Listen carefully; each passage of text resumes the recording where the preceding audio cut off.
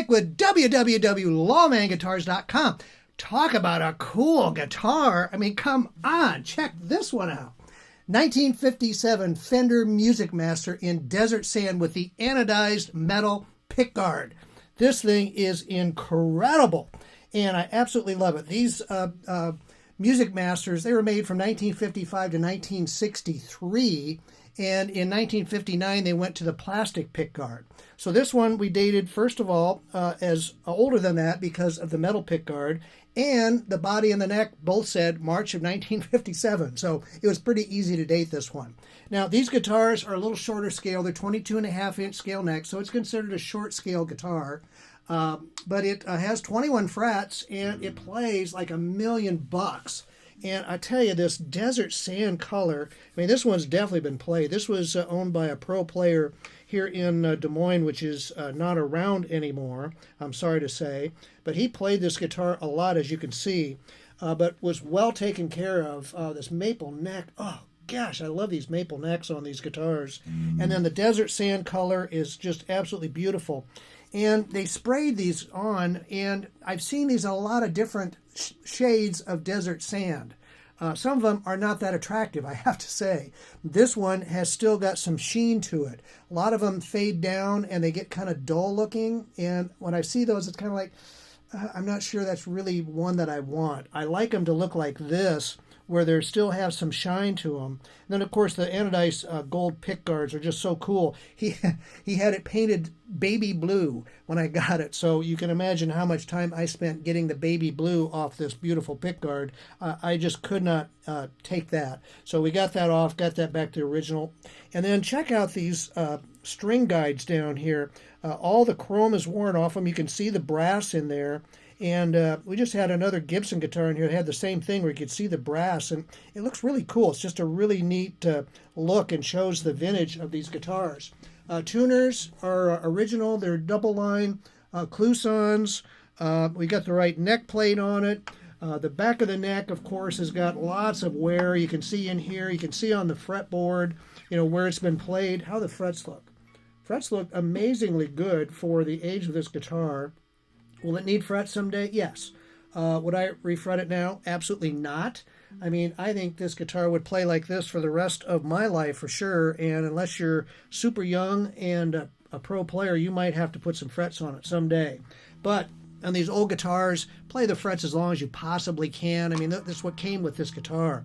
One pickup, so you got one sound with this that you can adjust through your tone pot, but what a sound.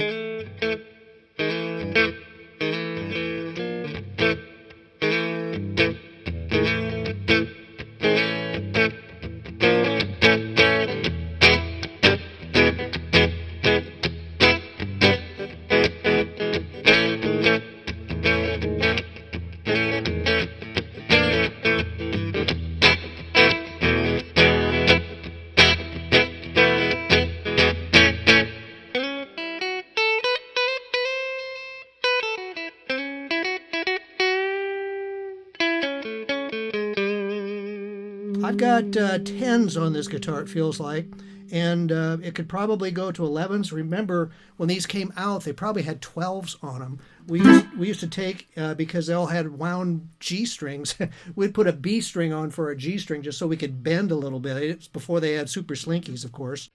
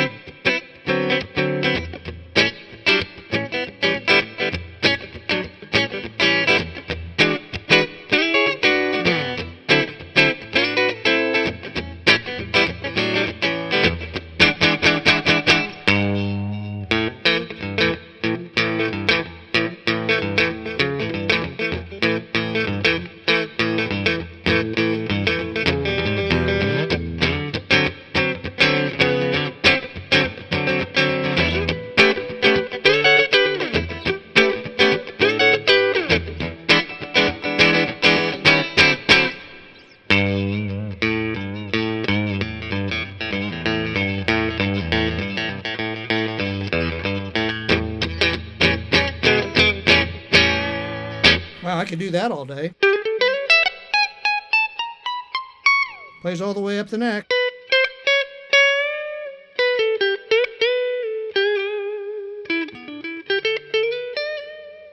These little pickups, these are little single coil pickups. They're not a Strat pickup. They're not a Tele pickup. They're a Musicmaster pickup. They made these specifically for the Duo-Sonics and the Musicmasters, and I really like them. I mean, they're a little noisy. I'm hearing my amp right here because it's a single coil, not a humbucker. But boy, they're very, very musical, and to my ears, they sound really, really cool.